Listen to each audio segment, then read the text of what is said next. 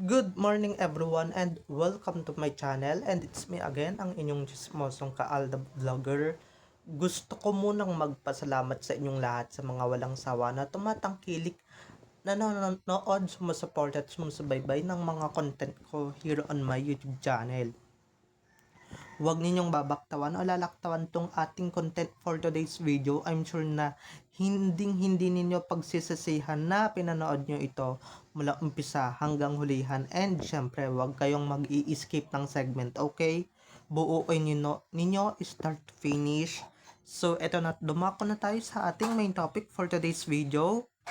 Gaya nga ng, ito nga, papalusot pa tong si Arjo Atayde na hindi daw siya corrupt. At para lang daw sa movie to na gagampanan niya, kasi corrupt daw yung gagampanan niya sa movie niya na which is nag-flop naman at hindi siya nakatanggap ng award. So, ito na guys, watch this. Mamaya ipapaliwanag ko sa inyo ng buong buo. So, ito na guys, watch this. At kung nakita nyo na ngayong recap, once again, say TTO sa mga admins, dumako na tayo sa ating main topic for today's video. Gaya nga ng sinabi ko kanina, kahit anong gawin mong palusot, Arjo, kahit anong gawin mong pagdi-deny na hindi ka corrupt, at para lang sa pelikula yung ginagampanan mo bilang corrupt, parang totoong totoo, guys. Which is totoo naman talaga na corrupt siya. 'Di ba? Wag mo nang palusutin. Wag ka nang sumubok na lumusot naman. Diyos ko, nakakahiya naman. 'Di ba? Lagyan mo naman ng konting kahihiyan yung sarili mo, konting konsiderasyon naman para sa sarili mo, 'di ba? Wag mo nang palusutin, wag mo nang i-try ilusot yung sarili mo sa kahihiyan na ikaw mismo ang gumawa. 'Di ba? Ang kahihiyan na ikaw mismo ang nag-create nito, 'di ba? Ang mismong ikaw ang gumawa. 'Di ba? Palalabasin mo pa na kailangan lang kasi nga character. Character ba? Parang tinutotoo mo na or talagang tinutoo mo na talagang corrupt kang hayop ka. 'Di ba? Corrupt ka naman talaga 'di ba? In the first place. Kaya wag mong palusutin na talagang for the character lang yan, for the movie. 'Di ba? For the movie na Bagman.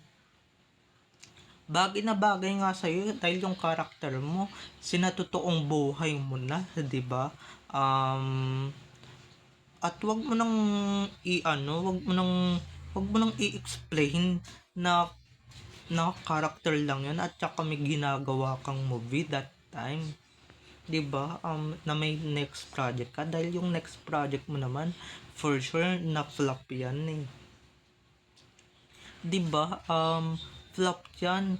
Ito nga yung movie mo nga walang natanggap na award eh. Ikaw may natanggap kang award at alam kong dinaya mo lang yung mga press people na nabigyan ka ng Best Actor Award, 'di ba? Kasi nga pagka hindi ka binigyan ng pelikula hindi ka binigyan ng award, talagang iiyak ka ng todo-todo, iiyak ka ng bonggang-bongga. 'Di ba? At iiyak ka ng todo-todo at dadamdamin mo 'yan. 'Di ba? Kaya bilang ganti at bilang hindi ka maghihimutok or para hindi ka maghimutok, talagang binigyan ka na talaga ng award. 'Di ba? Talagang binigyan ka na talaga ng pagkilala kasi yung leading lady mo,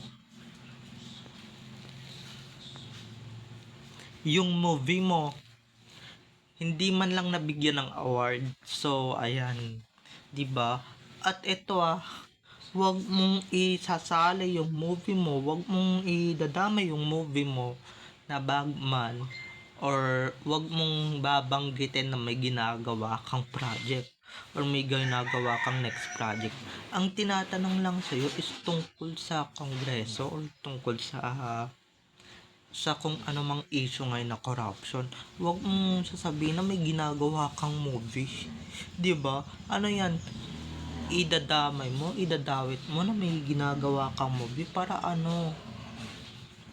Para makalusot, 'di ba? Para makalusot sa mga pa-issue or sa mga issue ngayon, 'di ba?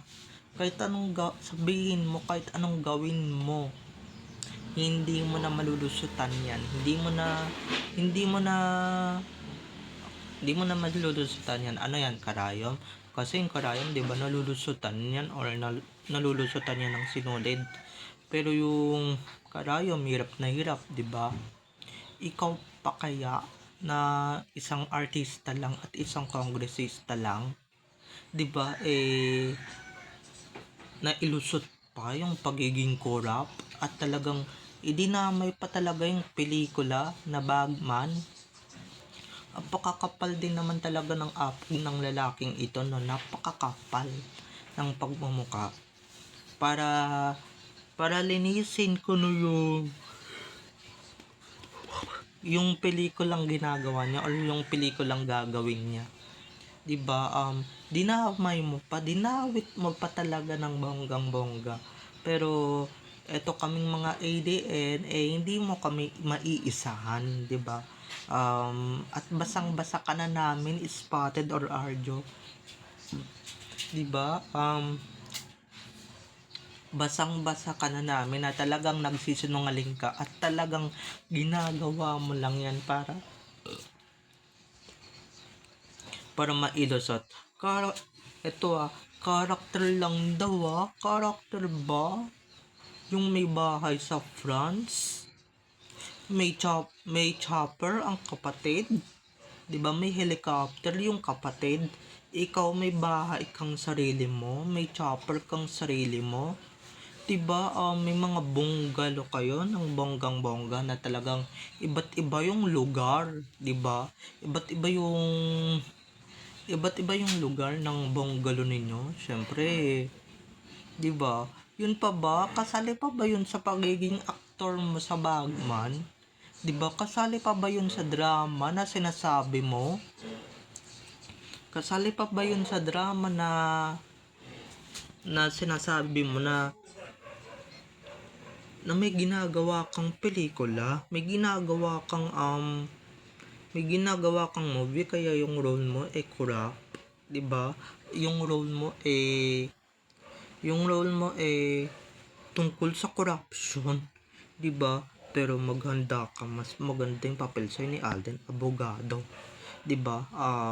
So abang-abang na kayo sa Netflix niyan na yung out of order. Yung isa naman kasi yung karakter niya is true to life, 'di ba? Bukod sa karakter niya is corrupt, 'di ba? Yung karakter niya punong-puno ng yaman na galing naman sa masama yung yaman niya, 'di ba? Tinutuon ng isang Arjo Atayde yung kanyang karakter. Masarap sigurong gampanan yan, 'di ba? At nabigyan niya talaga ng justice or nabigyan niya talaga ng totoong buhay yung karakter niya yung yun kasi ninamnam niya 'di ba? Ninamnam niya yung pangkakamkam niya ng pera ng taong bayan, kaya nag-enjoy na siya sa karakter niya at talagang true to life ang kanyang pagganap. Grabe, kudos to Arjo, 'di ba? Napakagaling na aktor, 'di ba? Ngayon ikaw pag nakulong ka, sa kulungan ka naman ngayon aarte as a criminal. Gampanan mo gawin mo ulit true to life dahil bagay naman sa'yo yan. Tapos may orange kang damit na may nakasulat na R or P, prisoner, P for short, prisoner, 'di ba? Gawin mo ulit true to life yan dahil bagay na bagay sa'yo, 'di ba? As a true to life person lang naman tayo mga ka-ADN. Pero deserve mo naman yan, 'di ba? yung ganyang pagkakakulong, yung ganyang pagkakaaresto, 'di ba? Kaya please lang, okay, wag nyo nang, wag nyo nang, wag na kayong magpatumpik-tumpik pa, hulihin nyo na, 'di ba? Para hindi na makapagnakaw, hindi na makapagkurap sa mga kababayan nating naghihikahos sa buhay, na deserve naman talagang yumaman, 'di ba? Kahit anong pagpupursige nila, kahit anong um, pagtsatsaga nila, kahit maliit man na trabaho, 'di ba? Deserve nilang yumaman, 'di ba? Hindi nila deserve ang manakawan ng isang aktor, isang politician is slash actor na flop naman yung movie, flop naman yung pelikulang ginagawa, 'di ba? Di ko ba alam saan niya napupulot yung pagiging aktor niya eh. 'Di ba? Siguro isinasabuhay niya lang naman talaga yung character niya. Tas eto nga, saktong-sakto yung Bagman na pelikula niya is character niya in real life, which is corrupt, 'di ba? Which is magnanakaw ng kabalang bayan. So, bagay na bagay sa kanya yung character niya. Talagang tinutuon niya talaga, 'di ba? Dapat hindi best actor ang award dito eh. Best in corruption. 'Di ba? Best in corruption in a role or in a real life, 'di ba? Kasi 'di ba ginampanan niya naman talaga ng totoong buhay ang kanyang character. Isinabuhay niya talaga. So, ang inaabangan na lang natin ng character guys is yung corrupt, 'di ba? Magagampanan niya kaya yung pagiging corrupt niya, bukod sa pagiging corrupt niya, magagampanan niya kaya yung pagiging criminal niya in the future. Abangan natin yan mga ka-ADN. At which is pagka may ginawang movie yan, yung si Arjo Atayde, pag may ginawang pelikula yan, pag may ginawang movie or teleserye yan, talagang pag yan yung character ay talagang tapos na uwi din in real life, talagang pasok na pasok sa banga yung kanyang character, 'di ba? At halatang halata naman guys na nagsisinungaling yan sa Spotted eh. 'Di ba? Tinatanong siya against corruption or kung may kinalalaman ba siya sa corruption. Nilusot pa yung movie, 'di ba? Nilusot pa yung pelikula kahit hindi naman tinatanong. 'Di ba? Kahit hindi naman tinatanong, kahit hindi naman kasali sa question, sinisingit pa rin ng sinisingit. Hoy, halatang halata na nagsisinungaling ka, bakla, 'di ba? Halatang halata naman talaga na nagsisinungaling ka at halatang halata naman talaga na purong kasinungalingan lang yung lumalabas sa bibig mo, 'di ba? Huwag kang magsinungaling. At balak mo pa talagang tumakbo, balak mo pang umupos, balak mo pang tumayo sa kinauupuan mo ha. Ano yan, tatakas ka kasi guilty ka, 'di ba?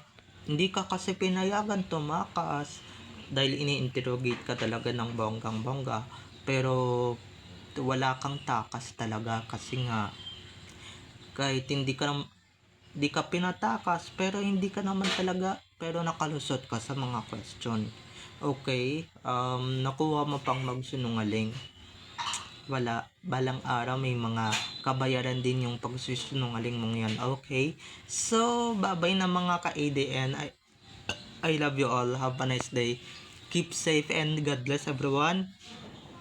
Don't forget to subscribe to my YouTube channel, and syempre, huwag ninyong kakalimutan na i-click ang notification bell para pag nag-upload ako, kayo agad ang unang-unang manonotify sa aking mga susunod pang i-upload na mga videos. Okay? So, bye-bye na mga ka-ADN. I love you all. Have a nice day. Keep safe and God bless everyone. Bye-bye. I love you all. Enjoy watching.